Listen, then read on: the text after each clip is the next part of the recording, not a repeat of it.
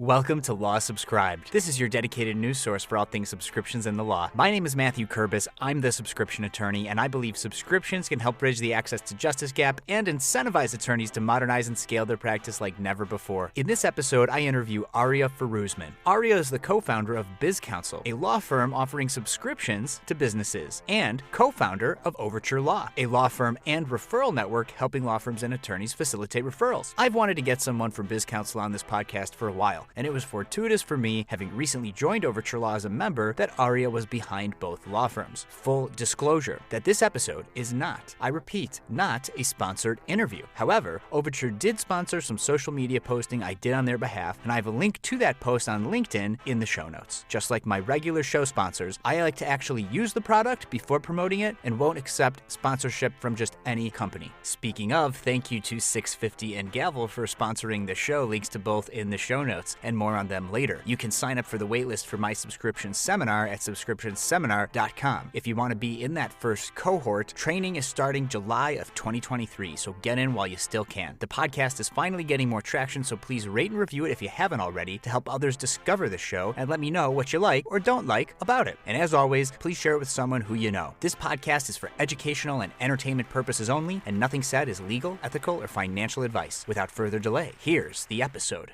Arya Firoozmand, thank you so much for coming on the podcast Law Subscribed. Hey, thanks for having me.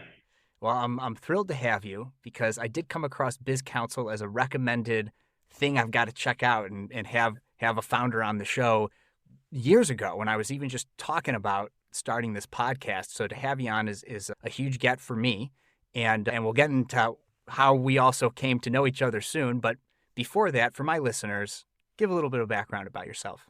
Sure. Well, thanks again for having me. I'm Arya. I'm currently the co-founder and CEO of Overture. Overture is an attorney-to-attorney referral platform for independent attorneys to share matters and ethically share the fees.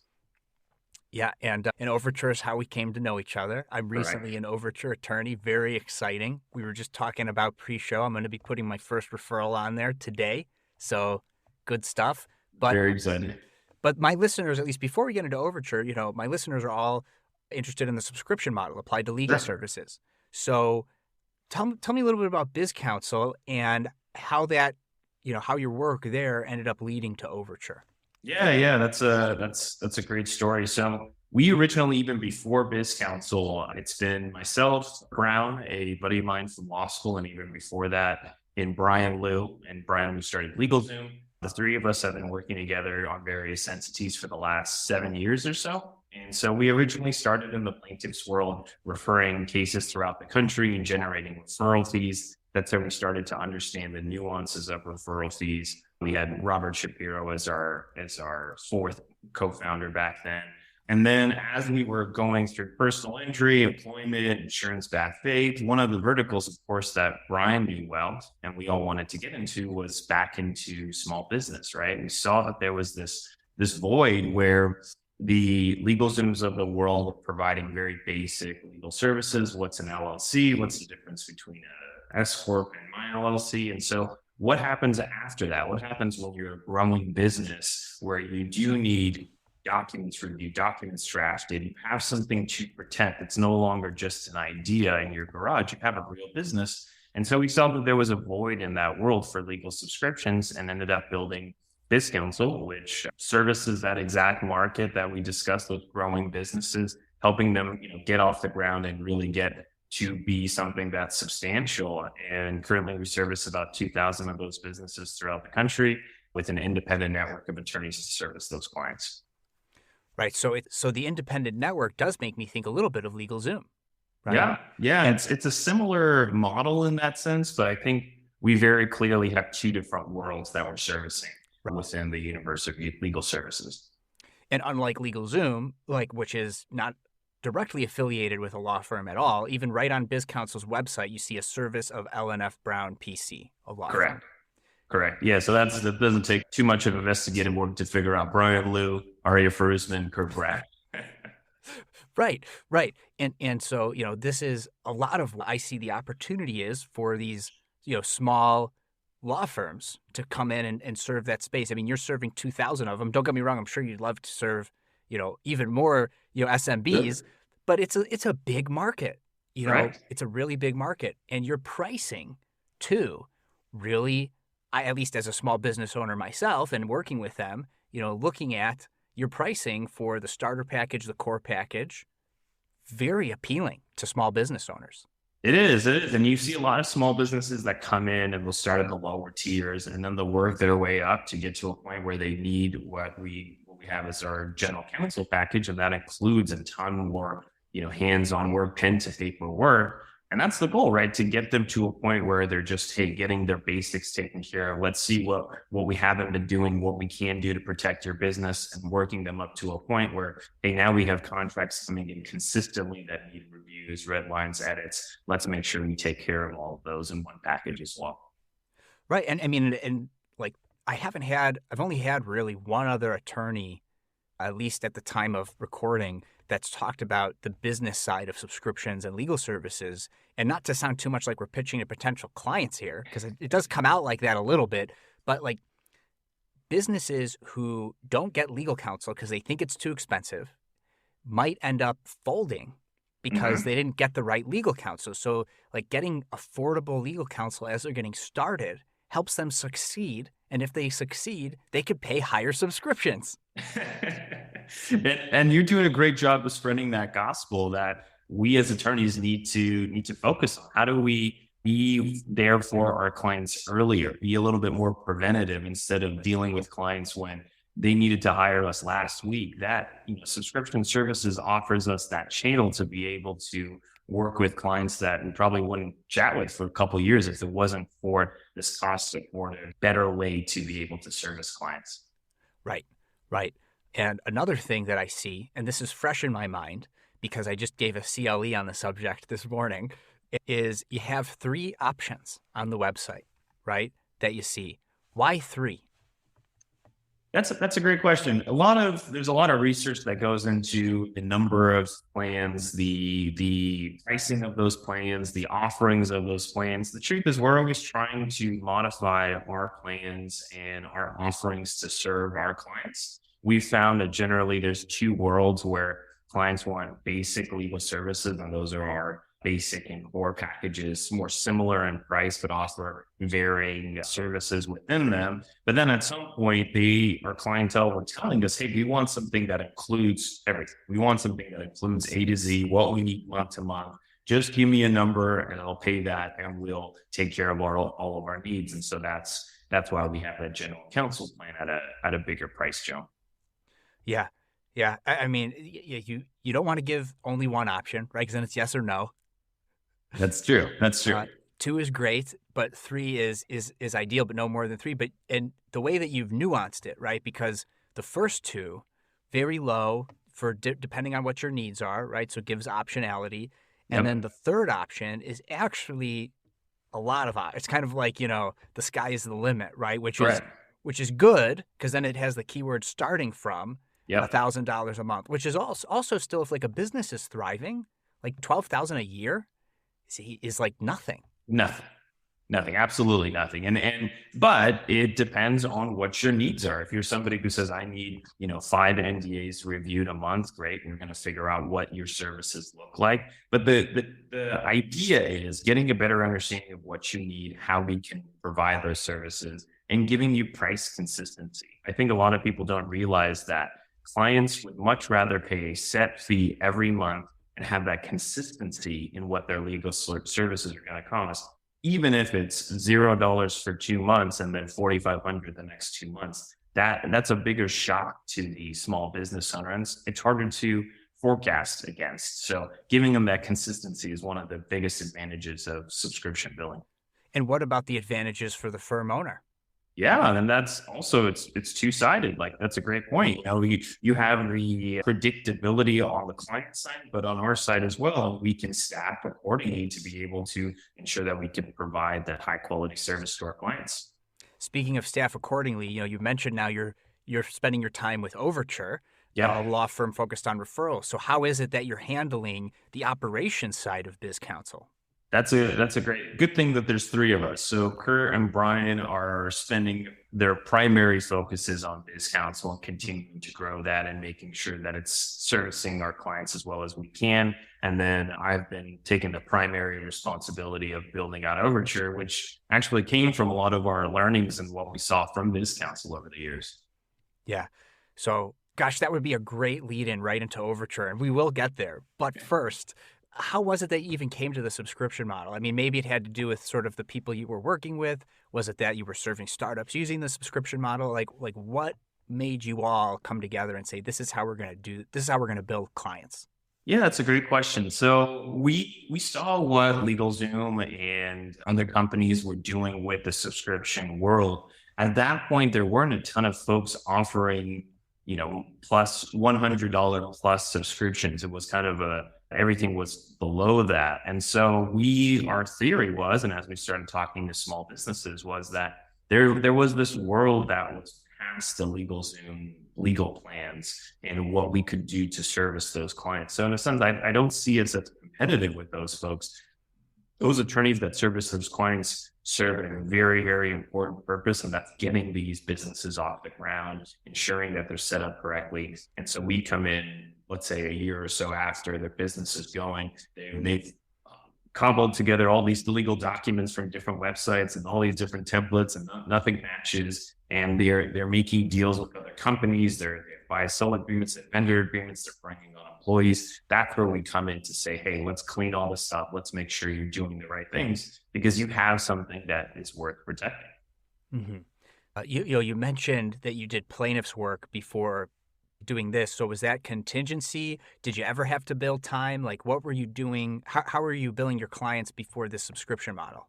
Yeah. So in my personal practice, even before starting to work with Kurt and Brian, I was billing both by the hour for some of our larger builders that I would represent in construction matters and on contingency. And you realize that, and in doing some of the insurance work on contingency, that is, you realize that I think the clients enjoy more alternative forms of billing a lot more than the traditional billable hour. As you preached on this podcast with every guest, right? Clients are looking for new and better ways of working with attorneys. And I think contingency is one of those tools, but subscription billing is another one of those tools that we inevitably have to adopt faster than we have. Did you ever take any of your old clients that you were billing time or contingency and move them towards a subscription? That's a great question. I think in that world that we were in, I was helping more individuals, right? With insurance, bad faith, they were life insurance, disability was declined. From those contexts, there wasn't a ton of business owners in there that we were able to bring over because we were helping individuals versus businesses. But if there were, it would have been a very natural conversion. And not related to what you do now, but in light of your experience and now using the subscription model, I think there's only one lawyer out there. I lost his name, and so I've been searching to try to find him so I could invite him to be on the show. But I heard him on some Legal Talk Network podcast years ago, and he's a personal injury attorney that makes his clients pay a monthly subscription because then they have buy-in. And so it's still contingency, though he takes a lower contingency. He doesn't take a third. And then when he gets a really good settlement offer, the client's got buy-in. So they're like, I got to actually consider this, right? Instead of just let's go to trial and roll the dice. So since now you're using the subscription model, you've done contingency work. Do you think that could work? That's fascinating. I've never heard of that. I'd love to find that podcast and listen to them. Yeah, I mean, the incentives and contingency, as you mentioned, are a little bit flipped, right? The client is wanting to maximize value without any worry about carrying the cost of litigation. I think that for certain matters like that and certain clientele, I think that's an innovative solution, in fact, to be able to have a little bit of skin in the game for both sides. So the goal is to how to resolve this for the best overall resolution in the quickest way possible. Right. That's fascinating. I've never heard of that. When you find them, let me know. I'm, in all my free time, Arya, I'll find them. All 3 minutes. Yes. So last question really around BizCounsel, and then we'll move into Overture. The technology, like like what subscriptions are you paying for to power your subscription, law firm, or did you go enterprise or custom with it? Yeah. Let me think back. So we on the payment side, we use Recurly to automate the recurring payments. I'd say I'm pretty happy with those folks. They do a service that I think is very hard to replicate. We have an internal CRM that I can't remember what CRM we're using to just manage the client information when we're bringing them from sales and service. But a lot of the other software we've built on our own. We built a client portal that allows people to schedule calls. Granted, I think we've integrated with Calendly and things like that, use Zapier to bring in a lot of functionality where we need it. But unfortunately, there wasn't that much of a roadmap back when we started. I think there's a lot of great products. I heard Yorna earlier was talking about how she's building all these great tools for attorneys. I would have loved for that to have been around getting going. But a lot of it, unfortunately, we had to build from scratch. Yeah. I mean, have you ever thought about repackaging it and letting other firms use it? Because I mean, really, like, Gavel, of course, a podcast sponsor, like you could build a lot of automations there. And Zapier, like you mentioned, you could connect a bunch of different disparate tools. But then Fidu, who Kim Bennett started, and she was the first guest on my podcast, that's really the only like legal tech solution that's saying we are the one that helps you launch a subscription. So like, I gotta wonder if you've ever at least considered packaging it and selling it to other attorneys. Oh, 100%. It's just one of those things like you mentioned earlier. It's like, where do we have the time in the day? Let's try to finish our day-to-day work, and then we'll find some time to do some other fun stuff later. Especially when you've got something else going on, which is Overture. Right. So when I went solo, I pivoted from mostly litigation to a transactional-only practice. I did not have a database of documents to automate. That's why a business and employment legal document database and automation tool like 650 is super useful. I can rely on the quality of the documents in 650's database since they're putting excellent legal minds to work curating and updating their documents and automations over time. When you're not billing by the hour, outsourcing and efficiency matters, and 650 can help you scale your practice to get high-quality documents drafted in less time. Use the code LAWSubscribed at 650.com and when being onboarded to get 10% off. If you're not a business and employment attorney, or you have your own documents that you'd prefer to use, then my next sponsor, Gavel, is the automation tool for you. Gavel allows you to build shareable, client-facing workflow and document automations. In other words, Gavel helps you create a legal practice where attorneys can monetize the value they bring clients in productized form at scale via subscriptions and flat fees. Use the code LAWSubscribed at gavel.io to get 10% off an annual subscription. There's no one right way to automate and scale your practice, but with one or both of my sponsors, 650 and Gavel, you can take your subscription law firm to the next level. Links to both in the show notes. Now back to the show. BizCounsel says what it is. I love a good trade name for a law firm, right? So it says what it is. So obviously, businesses have then other needs, maybe outside of business counsel. So how were you handling referrals and like specific, like what was that journey of, we gotta solve this problem? Yeah, I don't think if the last few years didn't happen that we would have started Overture. I think BizCounsel would have been our sole focus, but we started to see over the last few years as people spread out all over the country, remote work started to become the predominant way that small businesses work, that our network was coming up to us saying, hey, do you have a referral for this? Do you have a referral for that? My client, who previously this solo small firm attorney was able to service through BizCounsel, now couldn't because their employees were in 5 states. They had operations over here and they were headquartered over here. So good luck servicing this client.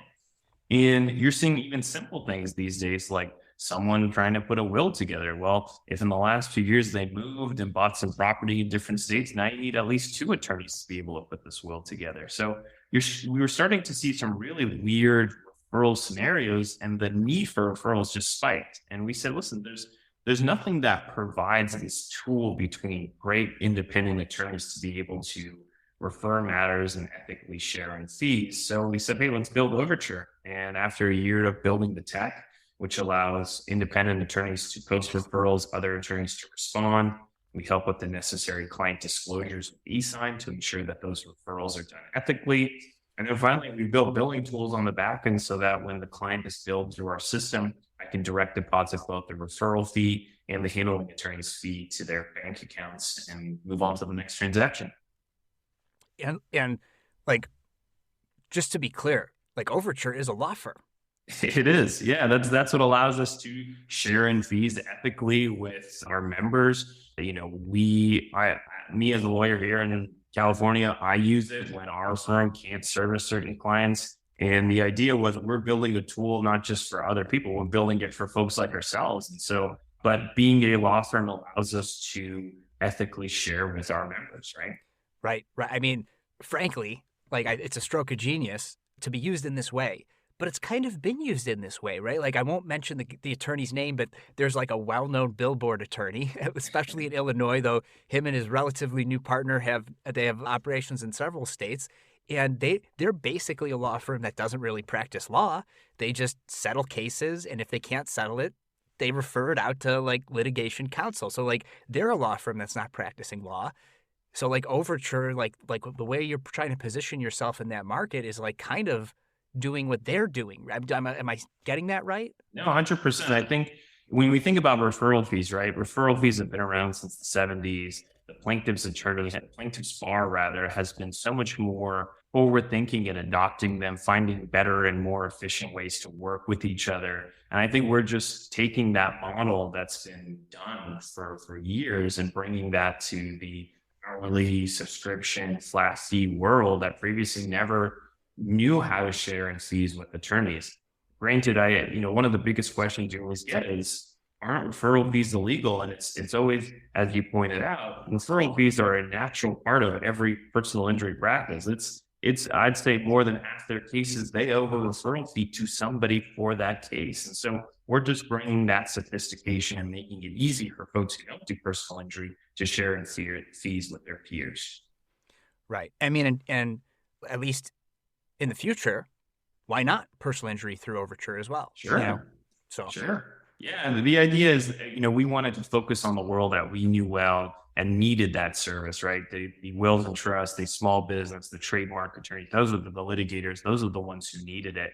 The plaintiff's bar is still very far ahead. We'll get there. We'll help those folks out, but they're much more farther along on that networking and referral fee world.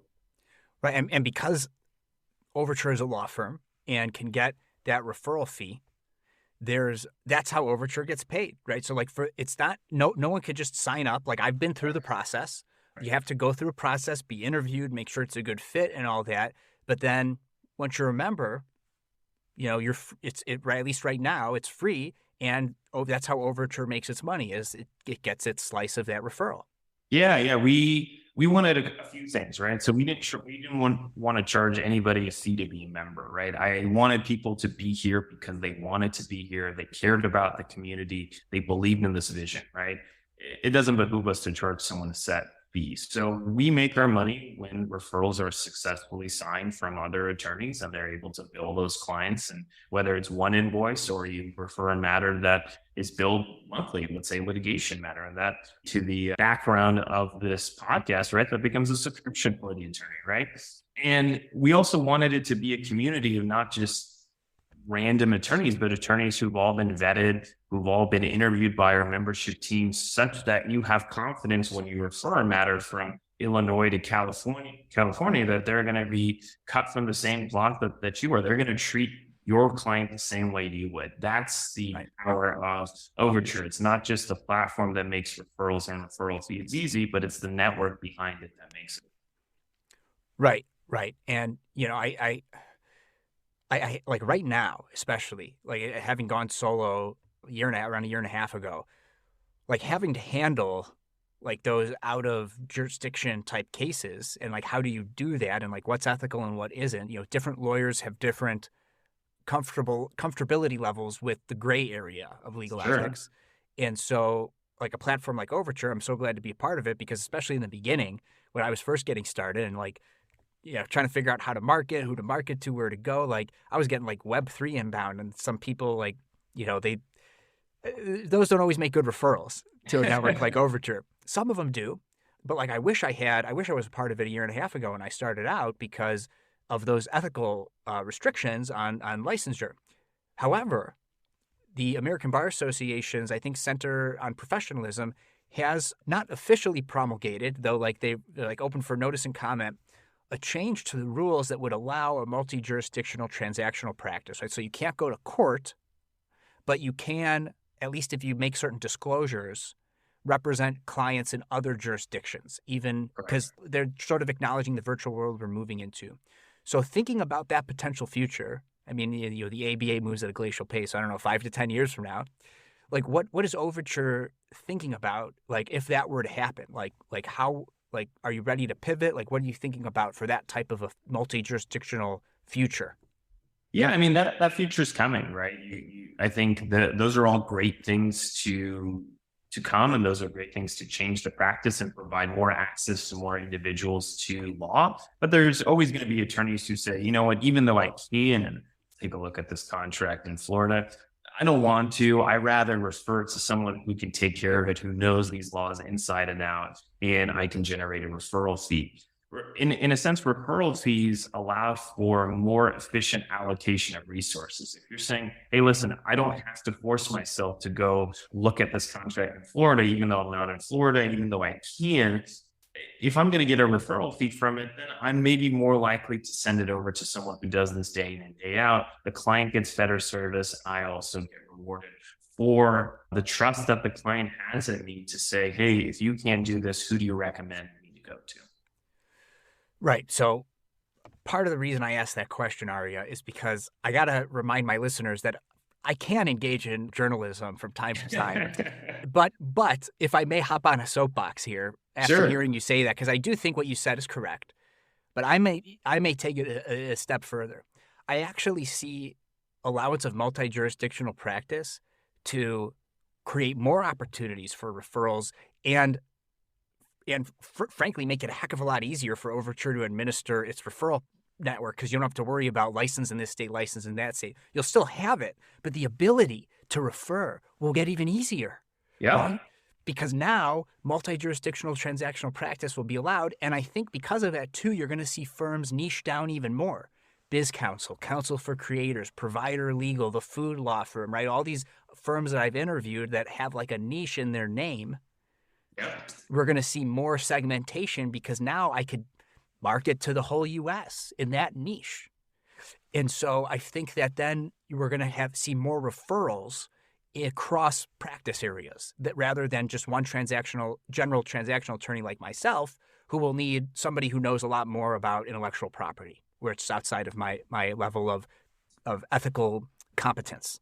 So I think I think we'll actually just see an increase in referrals when that regulatory change happens. What do you think about that? I 100% agree with you. I think that that's where the law is going to go. And I think tools like Overture, and I don't think Overture is going to be the last tool that is solely built for independent attorneys to work together. But tools like Overture become even more powerful because it allows them to service a very wide ranging, in terms of location, client base, and service the ones that they can, and the ones that they can't, they're going to be able to refer to other people that they trust.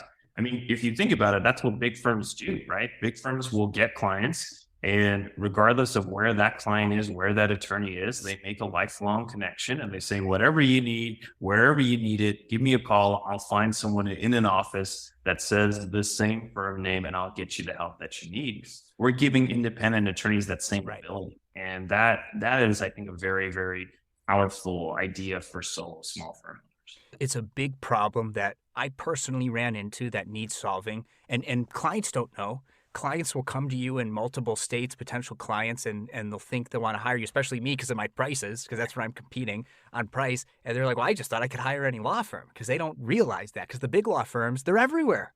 Yeah. So I'm so glad Overture came in to solve that problem, because the bar associations don't do it. And maybe they don't do it because they're not financially incentivized to do it, because they're not law firms and they can't get a kickback. Well, I'll tell you, even so, it's I think more so just what happened in the last few years. Even going back to BizCounsel for a second, in 2019, it's crazy to admit, but people for $129 a month want to come to our office and meet us. They'd want to shake our hand. They'd want to talk to that attorney face to face. And I can't tell you the last time someone's asked us that to come meet us in the office. I think things like Zoom and being virtual, and I don't care where this attorney is as long as they're personable and do a great job and make me feel like they're responsive to my needs. That's all that matters. And so something like Overture, frankly, didn't make sense in 2019. I think what happened in the last few years is the problem that came about that Overture came about to solve. Without that, I don't think Overture would have made sense. Yeah, neither would my virtual law practice the way it was designed. Exactly. Yeah.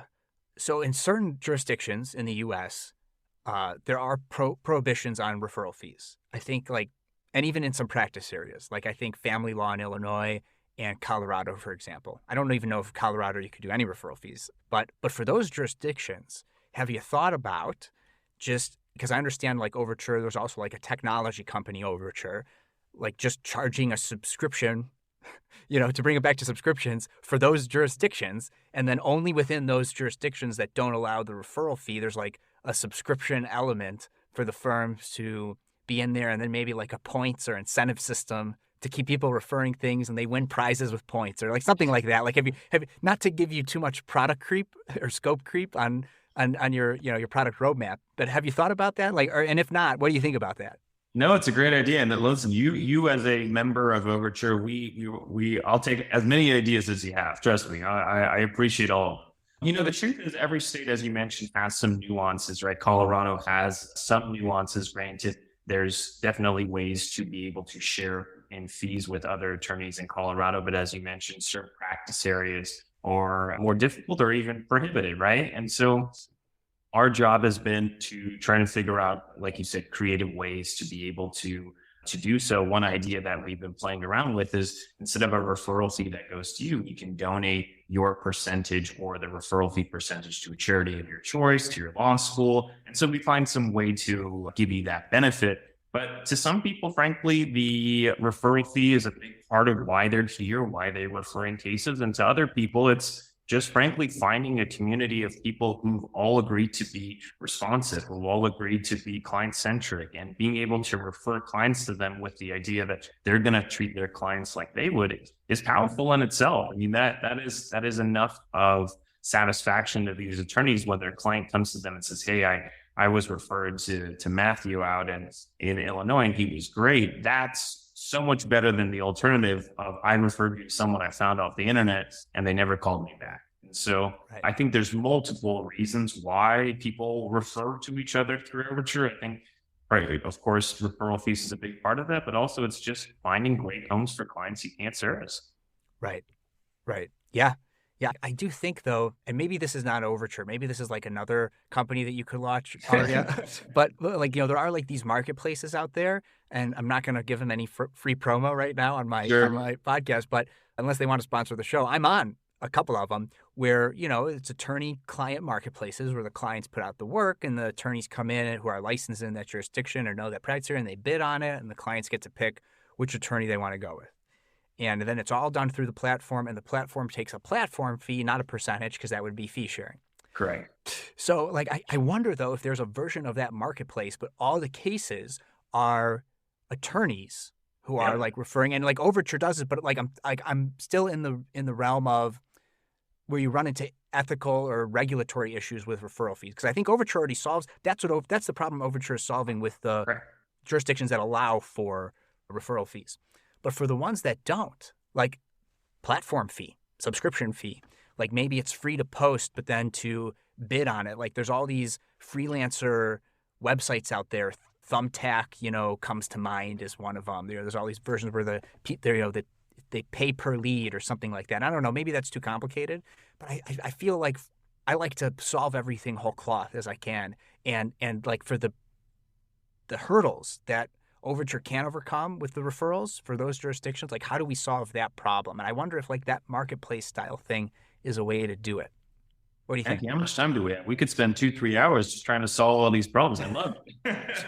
I can't help myself. No, it's great. And you're 100% right. I think there's something there. Granted, like I said, our focus has been, let's build a community of people who want to be here. Building a nice, shiny platform is great. this is one of those things where the platform itself is meaningless without having great attorneys throughout the country who believe in this. So our focus has been, let's try to get as many of those folks in as we can, get them set up so that they can start servicing their clients. Some of those nuanced issues that you brought up, those I think our plan was at least to figure them out later once we've built this great community that's able to find great homes for their clients. But listen, I love, let's spend 2-3 hours another time and hammer all these apps. Sounds good. We'll just have to find some integrators for the vision to bring it to fruition. So wrapping up here, you know, for BizCounsel, if people want to find out more, it's just bizcounsel.com. Correct. COUNSEL.com. Exactly. Yep. And the / pricing for the attorneys who want to look at what that looks like. There. Correct. For Overture, where could they find you? That's overture.law. So we got rid of the .com. It's overture.law. So that's where you can find us. And then of course you can message me if you want to chat with me personally. Happy to chat with any attorney out there. AF@overture.law. Made it nice and short for folks. So feel free to reach out. Happy to chat. There we go. And sort of last substantive question for you as we wrap up here is, you know, BizCounsel was filling in a way a justice gap with small businesses, right? Overture, lawyers who can't find a suitable referral, that client not going to get legal services, right? So that's filling the access to justice gap, or that's helping solve that problem. You know, was that in mind when you started these companies, or was that sort of like a natural outcome of starting these companies? No, it was 100% one of our thoughts, right? As you said perfectly, BizCounsel was helping individuals, very small businesses and growing businesses get access to legal services that they couldn't previously. And we saw, funny enough, that everyone's focused on that B2C world. How do we connect clients to lawyers, but no one's realizing some of the most prolific referrers are other attorneys. The highest quality clients come from other attorney referrals. And so we could solve that same access to legal services a slightly different way by helping attorneys find homes for those clients when they can't service them. I think every year, I think it's Clio that comes out with these surveys, but you realize how many referrals are going from attorney to attorney. And most clients are going to attorneys and saying, who do you recommend for this? And so that was the world that we saw we could help solve. But at the same time, it goes back to helping individuals and small businesses get better access to legal services. Yeah. Well, I don't think we're going to get better than that. So the only reason why people stay to the very end is this question, Arya, and that is a hot dog a sandwich and why? Oh, gosh. All right. Let me think. So to me, I'm a simple man. If you put a little bit of protein between two pieces of bread, I'm going to call that a sandwich. So I'm going to say yes. Yes. Hot dog is a sandwich according to me, but I'm not the sandwich connoisseur. All right. I love it. Well, thanks again. We've stated the contact information. All that will be in the show notes. And then social media, like, is LinkedIn a good place to connect with you? LinkedIn's a great place. I'm on there. Overture's on there. We're on Instagram as well. So however you find us, we're around to chat with folks. All right. Great. Well, thanks so much for coming on the show. Thank you for having me. Appreciate it. Thanks again to 650 and Gavel for sponsoring this show. The best way for others to discover this show is for you to share it with someone you think would find a value from it. Follow me on LinkedIn, since that's where I'm most active on social media, and click the bell towards the top right of my profile to get notified about all of my posts about this podcast and everything else I think is valuable for you to see. To get in touch, message me on LinkedIn or email kurbis@lawsubscribed.com. All links are in the show notes. Until next time, this is Matthew Kurbis with Law Subscribed.